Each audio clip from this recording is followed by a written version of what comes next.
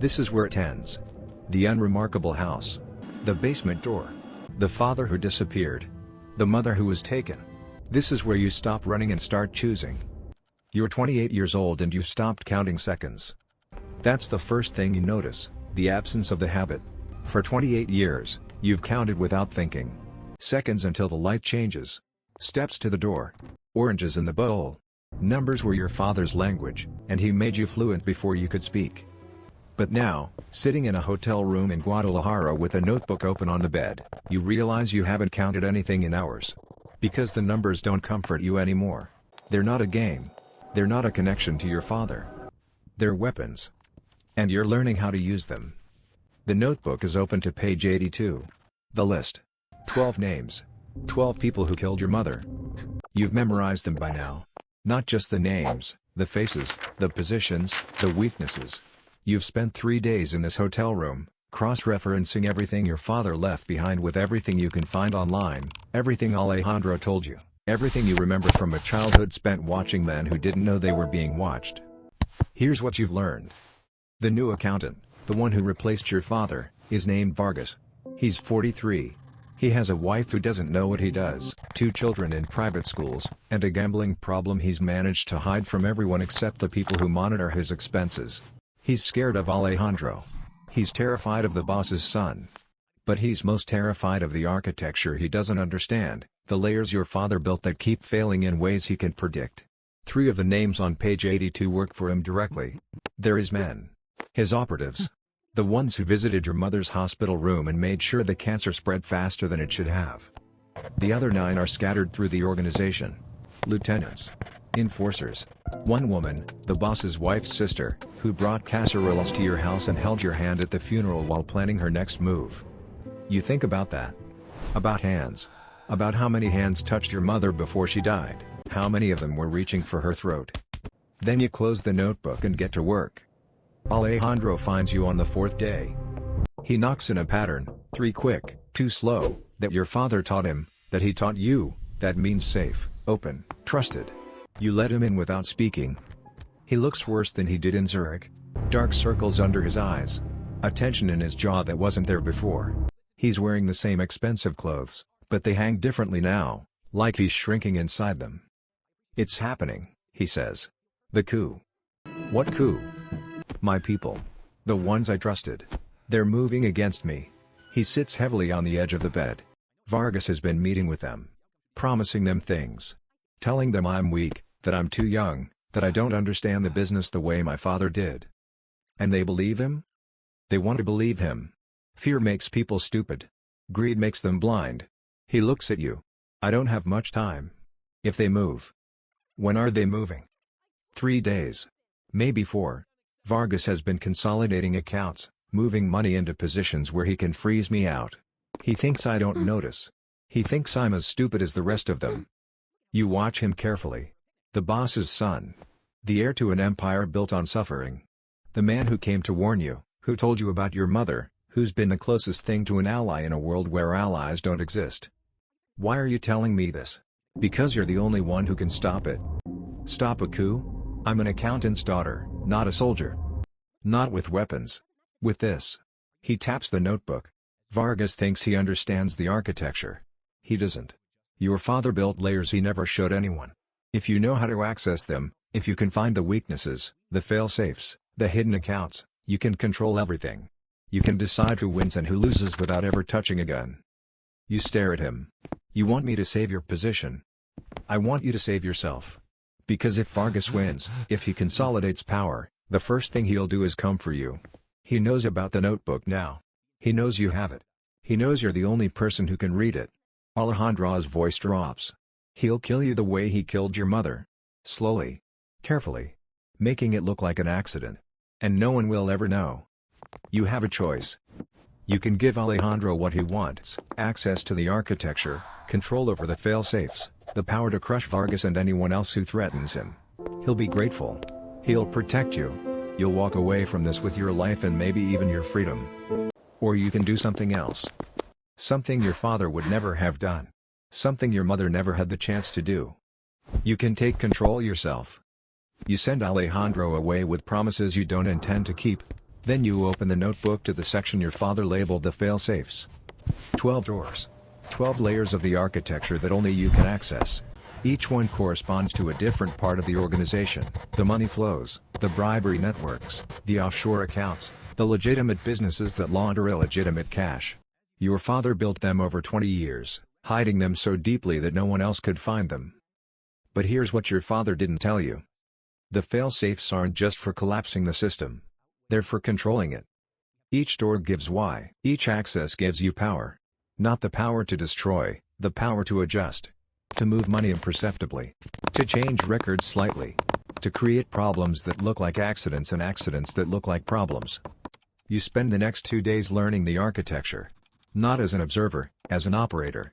You find the accounts Vargas is using to consolidate his position. You find the payments he's promised the men planning the coup. You find the weaknesses, the leaks, the places where the system is vulnerable. And you find something else. A message. Hidden in the code of the deepest layer, the one even your father marked as final. It's written in the language of oranges, the patterns he taught you as a child, the games that seemed like nothing at the time. If you're reading this, mija, you've gone deeper than I ever thought you would. Deeper than I wanted you to. But now that you're here, you need to understand something. The architecture isn't just money. It's leverage. It's power. It's the ability to make people do what you want without them knowing they're being controlled. I never used it that way.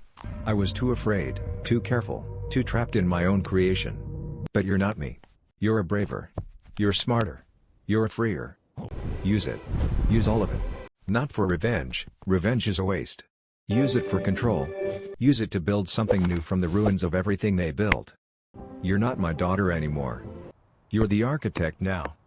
The night before the coup, you make your first move. It's small. Insignificant. A single transfer of 47,000 pesos from one account to another. But the account belongs to Vargas's gambling habit, a private debt he's been hiding from everyone. And the transfer makes it look like he's paying himself from organizational funds. You don't stop there. You find the payments he's promised the coup plotters. You delay them, not cancel, just delay, by minutes, by hours, just enough to create doubt. Just enough to make them wonder if Vargas is as reliable as he claims. Then you find something better. A conversation. Encrypted messages between Vargas and one of the lieutenants on page 82, the one who visited your mother's hospital room. They're planning to kill Alejandro tomorrow night. But they're also planning to kill each other afterward. Vargas has already arranged for the lieutenant to have an accident once the coup succeeds. You copy the messages. You save them. You don't use them yet. Patience, your father taught you. The numbers will tell you when. The day of the coup arrives. You're in a cafe across from the organization's headquarters, a legitimate office building in a legitimate part of the city, the kind of place where no one would guess what happens inside. You're drinking coffee. You're watching the door. You're counting without meaning to.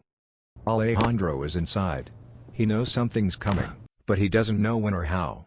He's been calling you all morning. You haven't answered. At 11:47 a.m., your phone buzzes. A text from an unknown number. The doors are open. Use them. Your father. It has to be. Watching, waiting, knowing exactly what you're doing. You open the laptop. You access the architecture. And you begin. First, Vargas's accounts. You freeze them. Not permanently, just long enough to create panic. Long enough for him to realize he can't access the money he needs to pay the men waiting for his signal. Second, the coup plotters. You send each of them an anonymous message. Just a line, Vargas is betraying you. Check your payments. Then you release the conversation you found, the one where Vargas plans to kill them once they're no longer useful. Third, the lieutenant from page 82. You find his personal accounts, the ones he thinks are hidden, the ones he's been using to steal from the organization for years. You release that information to Alejandro, to Vargas, to everyone who might find it useful. You sit back and watch. Chaos unfolds in real time. Your phone buzzes constantly, Alejandro, then Vargas, then numbers you don't recognize. You ignore them all. You watch the architecture instead. Watch the money stop moving. Watch the messages fly. Watch the panic spread through the system like a virus. At 2:47 p.m., your phone buzzes one last time. They're turning on each other. Vargas is running. The lieutenant just got arrested by his own men. Alejandro is calling for you. Come find me. We have work to do. Dad? You don't go to your father. Not yet. First, you go to the headquarters. You walk through the front door like you belong there, like you've always belonged there, like you're not the accountant's daughter walking into the lion's den. The lobby is chaos. Men running, shouting, phones ringing. No one notices you. No one knows who you are. You take the elevator to the top floor. Alejandro's office. The door is open. He's sitting at his desk, staring at nothing. When he sees you, his face shifts, relief, confusion, fear, all at once. You, he says. It was you. Yes. How? The architecture. My father built it. I learned to use it. He stands slowly. You could have told me. We could have worked together, I know. You walk to his desk, sit in the chair across from him. But I didn't want to work together. I wanted to show you something. What? That I don't need you. That I don't need anyone. That I can control this entire system from a laptop and a notebook and a lifetime of training you'll never understand. Alejandro stares at you. What do you want? I want you to know who's in charge now. Not you. Not Vargas. Not any of the men who killed my mother. Me. You lean forward. I have access to everything. Every account, every secret, every weakness. I can destroy you in an afternoon. I can build you up in a morning. I can make you rich or make you disappear, and no one will ever know it was me. What's your price? 3 things. First, the names on page 82. All of them. I want them delivered to me within a week, not dead, just delivered. I want to look at them. I want them to know who took everything from them. Done. Second, the organization changes. No more killings without my approval. No more operations that target families. You run the business, but I audit everything. Every month. Every account. Every death. That's non-negotiable. He swallows. Fine. Third? You stand. Third, you forget I was ever here. You forget I exist. The accountant's daughter died in Zurich, alone, far from everything. The woman standing in front of you is someone else. Someone you'll never see again. You're just going to disappear? I'm going to become invisible. The way my father was invisible. The way the architecture has always been invisible. You walk to the door, then stop. One more thing. The new accountant, Vargas. He's running. He won't get far. But when you find him, don't kill him. Send him to me. I have questions he needs to answer. And if he won't answer? You turn back. For the first time, you let him see it. The coldness, the control, the absolute certainty that you're no longer the girl he met at 17. He'll answer. Everyone answers eventually. That's what the architecture is for. You find your father 3 days later. The mountain town is exactly what he described, small, quiet, hidden. He's living in a house that looks like all the others, unremarkable in every way, the kind of place where no one asks questions because no one cares about the answers. He opens the door and for a moment, neither of you move. He's older. Thinner. His eyes are the same, still counting, still calculating, still seeing patterns in everything. But there's something new there too. Relief. Pride. Love. You came, he says. I came. He steps aside. You enter the house. It's small, simple, nothing like the hacienda you grew up in. A kitchen with a table. A bowl of oranges on the counter. You sit at the table. He sits across from you. Tell me everything, you say. And he does. He tells you about the years before you were born, the choices that led him to the architecture, the men he worked for, the things he did that can never be undone. He tells you about meeting your mother, about the bookstore, about the night he showed her the basement and she chose to stay anyway. He tells you about building the fail-safes. About knowing, even then, that someday he might need to disappear. About hiding the messages in the architecture, waiting for you to find them. He tells you about the night your mother died. About watching from a distance, unable to help, knowing that any move he made would put you in danger too. About the rage that nearly destroyed him, the grief that still hasn't faded. And then he tells you about the last 3 years. Watching you from afar. Seeing you build your clean life in Zurich. Waiting for you to find the notebook, to open the basement door, to become the woman he always knew you could be. You did it, he says finally. You controlled the architecture. You took power from people who've spent their whole lives taking it from others. You became what I never had the courage to be. What's that? Free. Truly free. Not running from the system, controlling it. Not hiding from power, wielding it. He reaches across the table, takes your hand. I'm proud of you, mija. More proud than you'll ever know. You stay in the mountain town for a week. You talk about everything, the past, the present, the future. You peel oranges without counting the segments. You watch sunsets without calculating how long until dark. You sit in silence without measuring the seconds. On the last day, he gives you something. A key. Small, silver, unmarked. What's this? The last door. The 13th failsafe. The one I never wrote down because I wanted to give it to you in person. He closes your hand around it. It's a safety deposit box in a bank in Panama.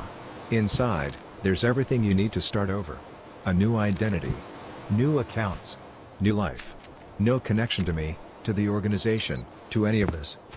I don't need. I know you don't need it. That's why I'm giving it to you. Not because you're weak, because you're strong. Because you've earned the right to choose. He smiles, the first real smile you've seen from him in years. You can go back to Zurich. You can stay here. You can go anywhere, be anyone. The architecture is yours now. Use it however you want. You look at the key. Small. Silver. Light as a breath. So this is it, you say. This is goodbye. For now. But not forever. You know how to find me. You stand. He stands. You hug. The way you haven't hugged since you were a child, the way that says everything words can't reach. Then you walk out the door, down the mountain, and into whatever comes next. You're 28 years old and you've stopped counting seconds. You're sitting at a table in a city that isn't yours, in a life you chose, in a future you built. There's a bowl of oranges in front of you, you put them there, deliberately, as a reminder of where you came from. You peel the segments fall into perfect rows. You don't count them. Your phone buzzes. A message from Alejandro, the last name on your list was found. He's waiting for you, just like you asked. You don't respond. Not yet.